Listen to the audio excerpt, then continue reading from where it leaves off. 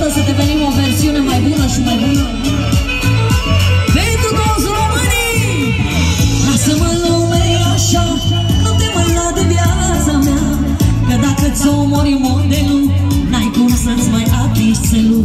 Mulți se roagă ca să mor, crezând că stau în calea lor. Ce fac eu îi deranjează, dar tot ce fac mă copiază.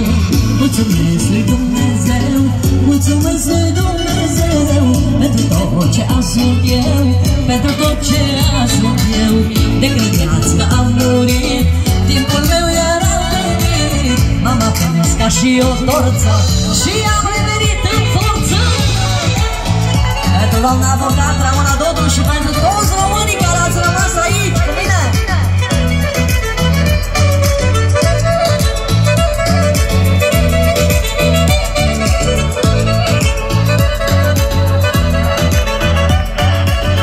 Atunci când am dat de greu, au înjurat numele meu, le ieșeau din ochi scântei, au zis s-a dus timpul ei.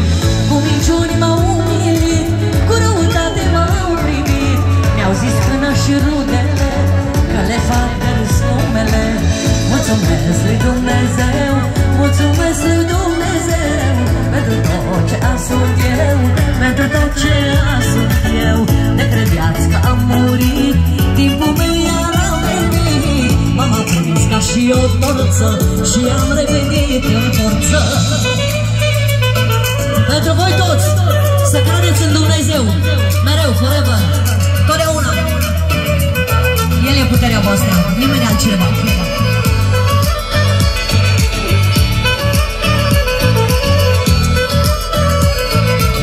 Am crezut că toți nebunii credeam că sunt în rândul lumii, până într-o zi când am simțit că lumea mea s-a prăbușit. Lasă-mă lume așa, nu te mai lua de viața mea, că dacă ți-omori modelul, n-ai cum să-ți mai atingi țelul.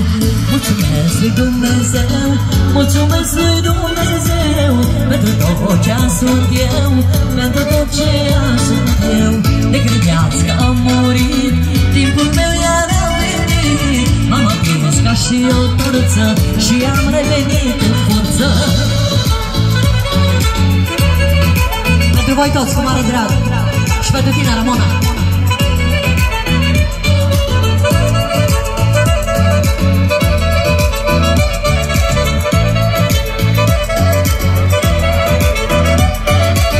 Cei care împartă pică sunt jos și nu se mai ridică, se uită ca lupii la turmă, cum să mă prindă din urmă.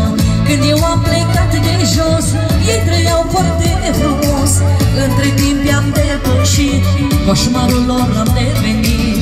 Mulțumesc lui Dumnezeu, mulțumesc lui Dumnezeu, pentru tot ce asult eu, pentru tot ce asult eu. De credeați că am murit, timpul meu era venit, m-am aprins ca și o torță și am revenit în forță.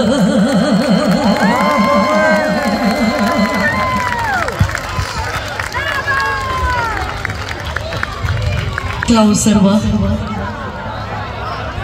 Păi da.